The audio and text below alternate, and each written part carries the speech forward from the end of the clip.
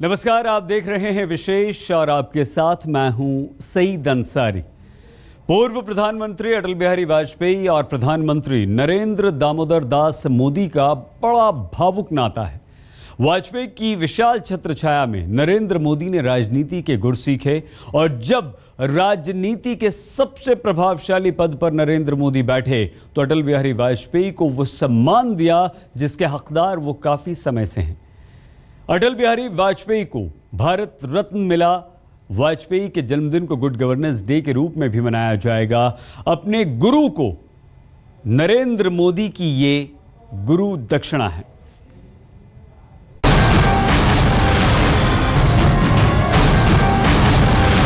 बाधाएं आती हैं, आए घिरे प्रलय की घोर घटाएं, पांवों के नीचे अंगारे, सर पर बरसे यदि ज्वालाएं, निज हाथों से हंसते हंसते आग लगाकर चलना होगा, कदम मिलाकर चलना होगा। अटल बिहारी वाजपेयी मौके मौके पर अपनी भावनाओं को शब्दों के जरिए उकेरते रहे। दक्षिण पंथ की राह पर वाजपेयी एकमात्र उदार चेहरा माने गए। यही उनके जीवन का लक्ष्य है। तो मैं ऐसी सत्ता को चिमटे से भी छूना पसंद नहीं। सुशासन के जिस नारे को आज प्रधानमंत्री नरेंद्र मोदी लेकर चल रहे हैं, उसकी बुनियाद तो उनके गुरु, मार्गदर्शक और आदर्श पुरुष अटल बिहारी वाजपेयी ने काफी पहले रख दी थी। इसी सिद्धांत को बड़े चतुराई भरे अंदाज में उनके शिष्य नरेंद्र मोदी ने लोकसभा चुनाव 2014 का मुख्य नारा बना दिया। हम इस चुनाव में विकास के मुद्दे लेकर के आपका समर्थन चाहते हैं। अटल जी के काम जहां जहां पर रुके हैं, उन सब कामों को हम दोबारा शुरू करेंगे। सेपरेट स्टेट बनाने के सपने देखने के बजाय सुपर स्टेट बनाने के सपने देखे होते। भाइयों बहनों, अटल बिहारी वाजपेयी ने हमें सपना दिया है। इसी फिलॉसफी को वाजपेयी जिंदगी भर ढोते रहे। बीजेपी पर सवाल उठे, वाजपेयी पर नहीं। इसीलिए वाजपेयी को जब उनकी 90वीं सालगिरह पर भारत रत्न देने का ऐलान हुआ तो राजनीति के अलग अलग कोने पर खड़े चेहरे खुशी के मारे एक साथ दमक उठे। वाजपेयी ने जनसंघ को जनता पार्टी और जनता पार्टी से टूटकर भारतीय जनता पार्टी में एक दल को तैयार किया।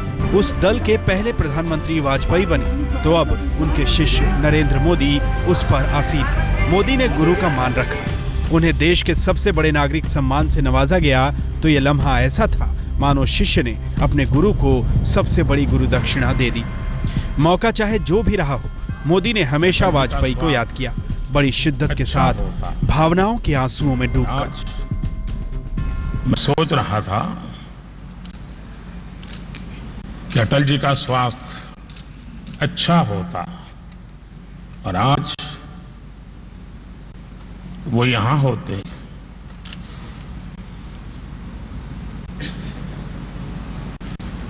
तो सोने में सुहागा होता।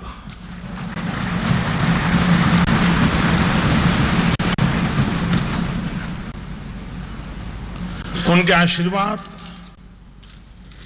सदा सर्वदा हम पर बने रहे हैं और बने रहेंगे। मोदी के बोल तो यही बताते हैं कि उनके मन में अटल बिहारी वाजपेयी के लिए अगाध श्रद्धा है। अपने जीवन के सबसे खास अवसरों पर नरेंद्र मोदी हमेशा अपने राजनीतिक गुरु को याद करते हैं। भारतीय राजनीति की परंपरा में राजनीतिक शख्सियत को प्रतीकों में बदला जाता है। अटल जी के जन्मदिन को भी नरेंद्र मोदी ने सुशासन के प्रतीक से जोड़ दिया। माननीय प्रधानमंत्री जी की विशेष ध्यान रहती है, उनकी मूल मंत्र है सुशासन, गुड गवर्नेंस। कल भी हम उनको 25 दिसंबर को सुशासन दिवस के नाम पे मनाएंगे।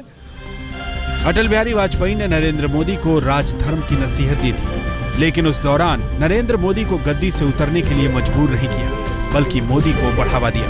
मेरा एक ही संदेश है कि वो राजधर्म का पालन करें। 2002 के बाद से नरेंद्र मोदी ने राजनीति की राहों में लगातार तरक्की की। 2014 आते आते मोदी बीजेपी के एकमात्र चेहरा बन गए।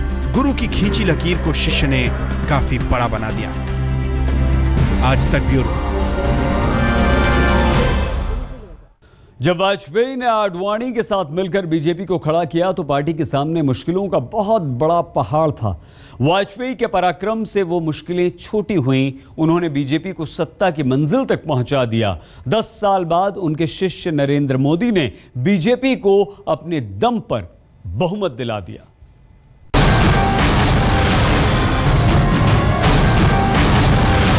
हमने मेहनत की, हम लोगों में गए, हमने संघर्ष किया है।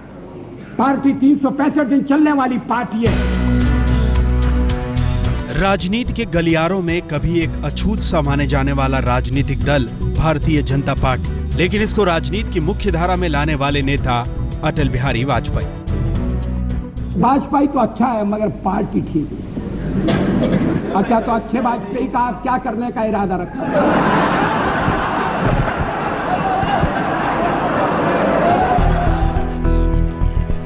1996 में पहली बार बीजेपी की सरकार बनी, लेकिन 13 दिनों में गिर गई। हालांकि वाजपेयी ने बीजेपी के लिए सत्ता के आंगन में जगह बना दी। मैं अटल बिहारी वाजपेयी 1.5 साल बाद गठबंधन के जरिए ही सही बीजेपी हिंदुस्तान की सत्ता पर काबिज हो गई। लोकतंत्र संख्या का खेल है और संख्या हमारे पक्ष में नहीं है। हमने जन समर्थन प्राप्त करने का जन समर्थन हम प्राप्त करने में सफल हुए। सबसे ज्यादा हमें जन समर्थन मिला है। हम विजयी हुए, हमें विनम्रता है।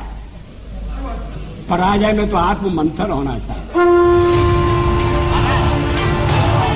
मोदी एक ऐसा जादूगर है। गुरु ने जिस सपने को दूसरों के समर्थन से सच किया, उसे चेले ने अपने दम पर ही राजनीति की सबसे बड़ी और शानदार सच्चाई बना दी। पहली बार बीजेपी अपने दम पर बहुमत की सरकार चला रही है। शुद्ध रूप से कांग्रेस से सिवाय किसी एक दल की स्पष्ट बहुमत से सरकार बनी हो, आजादी के बाद पहली बार हुआ है। आजाद हिंदुस्तान ने सत्ता में एक से बढ़कर एक बदलाव देखे।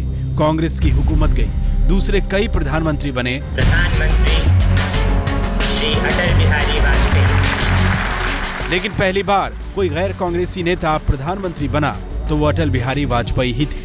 10 साल बाद वाजपेयी का कारवां मोदी के नेतृत्व में आगे बढ़ रहा है। मोदी हमेशा याद रखते हैं कि कैसे वाजपेयी ने उन्हें गुजरात का मुख्यमंत्री बनाया था। मुझे याद है जब मुझे मुख्यमंत्री का दायित्व मिला था तो अटल जी प्रधानमंत्री थे। उनका टेलीफोन आया कि भाई कहाँ हो, तो मैंने उनको कहा मैं स्मशान में हूं। तो हंस पड़े, हमरे यार तुम स्मशान में हो, मैं तेरे से क्या बात करूं। तो मैं रात को अटल जी के यहाँ गया और फिर उसके बाद मेरे जिम्मे काम आ गया। वाजपेयी एक जन नेता है। 1980 में बीजेपी बनी तो चेहरा वाजपेयी का था, लेकिन पर्दे के पीछे संगठन का काम तो लाल कृष्ण आडवाणी कर रहे थे। आडवाणी को अच्छी तरह याद है कि कैसे उन्होंने वाजपेयी का नाम बीजेपी के प्रधानमंत्री पद के उम्मीदवार के रूप में पेश किया था। मैं जैसे ही मंच पर बैठा है तो उन्होंने कहा क्या किया तुमने? मैंने कहा क्या किया? उन्होंने कहा कि मुझसे भी तो बात नहीं की। मैंने कहा आपसे बात करके क्या करता मैं? मेरी अपनी, और मैं आपको कह सकता हूं कि आखिर तो अध्यक्ष के नाते इतना तो अधिकार है ही मुझे। मोदी वाजपेयी से भी 2 कदम आगे निकले। गुजरात का मुख्यमंत्री बनने से पहले वो 14 साल तक सिर्फ संगठन का ही काम देखते रहे, लेकिन संगठन को सत्ता के शिखर तक पहुंचाकर मोदी ने अपने गुरु को दे दी एक और गुरु दक्षिणा। नरेंद्र मोदी ने एक शिष्य का फर्ज निभाया और अटल को भारत रत्न देकर सम्मानित किया, लेकिन उससे भी बड़ी गुरु दक्षिणा मोदी ने दी बीजेपी की अपने दम पर सरकार बनाकर। अटल बिहारी वाजपेयी ने पहली बार सहयोगियों के साथ बीजेपी की सरकार बनाई थी, लेकिन नरेंद्र मोदी ने अपने दम पर ही बहुमत लाकर नया इतिहास बना दिया। कैमरामैन आलोक भटनागर के साथ बालकृष्ण, दिल्ली, आज तक। अटल बिहारी वाजपेयी की भाषण शैली से क्या सीखा नरेंद्र मोदी ने, यह हम आपको बताएंगे बस अब से कुछ ही देर में। आप बने रहिए हमारे साथ और देखते रहिए। भारत रत्न अटल बिहारी वाजपेयी की भाषण शैली का कोई जोड़ नहीं। उनके बोल विरोधियों को भी अपना मुरीद बना लेते हैं। उस भाषण का असर युवा नरेंद्र मोदी पर भी पड़ा, लेकिन नरेंद्र मोदी का दौर आया तो उन्होंने उसमें जोश और सपने भी भर दिए।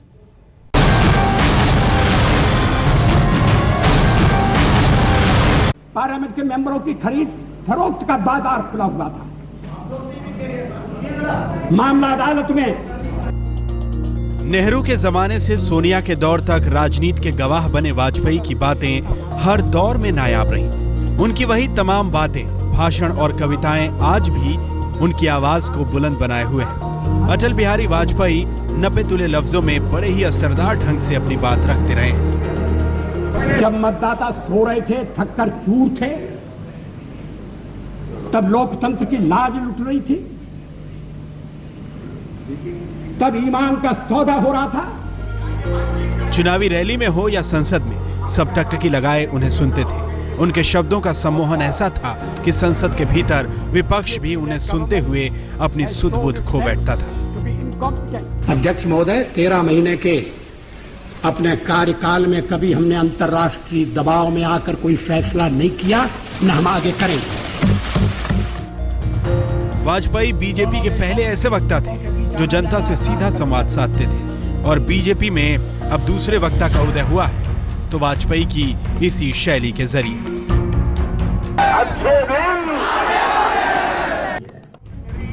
वाजपेयी अपने भाषणों से इतने लोकप्रिय हुए कि उनके नाम पर 1998 के चुनावों में नारा उछला, अब की बारी अटल बिहारी, राज तिलक की करो तैयारी। वहीं 2014 के लोकसभा चुनाव में नरेंद्र मोदी के शब्दों ने ऐसा जादू बिखेरा कि एक और नारा निकला, अब की बार मोदी सरकार।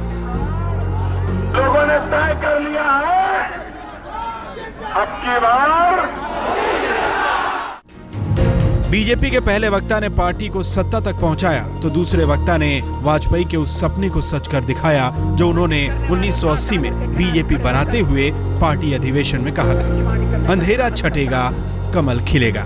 अंधेरा छटेगा, सूरज निकलेगा, कमल खिलेगा। प्रधानमंत्री रहते हुए अटल बिहारी वाजपेयी ने कभी अपना पराया नहीं किया। जिस मोदी ने वाजपेयी को हर मौके पर बड़ी शिद्दत से याद किया है, उस मोदी को भी वाजपेयी ने राजधर्म का पाठ पढ़ाया और गुरु की इस सीख को मोदी ने अपने सिरमाथे पर लगाया।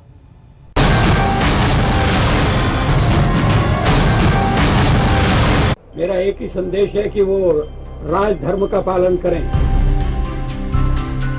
ऐसे दो टूक लफ्जों में बात करने के लिए जिस राजनीतिक साहस की जरूरत होती है वो वाजपेयी में कूट कूट कर भरा है। इसलिए तो गुजरात दंगों के साए में तब प्रधानमंत्री रहे अटल बिहारी वाजपेयी ने तत्कालीन मुख्यमंत्री नरेंद्र मोदी के सामने राजधर्म का सवाल उछाल दिया। लेकिन सम्मान के साथ साहस तो मोदी ने भी दिखाया। अपने गुरु से कहा कि राजधर्म का ही तो पालन कर रहे हैं। राजा के लिए, शासक के लिए प्रजा प्रजा में भेद नहीं हो सकता, न जन्म के आधार पर, न जाति के आधार पर, न संप्रदाय के आधार पर। हम भी वही कर रहे हैं साहब। मुझे विश्वास है कि नरेंद्र भाई यही कर रहे हैं। मोदी ने इसे कर दिखाया, गुजरात को तरक्की के रास्ते पर दौड़ाया तो दंगों के साए से अपने सूबे को दूर रखा और अब बतौर प्रधानमंत्री उनकी लोकप्रियता सारे पुराने रिकॉर्ड्स को धराशायी करती जा रही है। आज तक ब्यूरो। विशेष में आज के लिए बस इतना ही। देश और दुनिया की हर अहम खबर के लिए आप बने रहिए हमारे साथ और देखते रहिए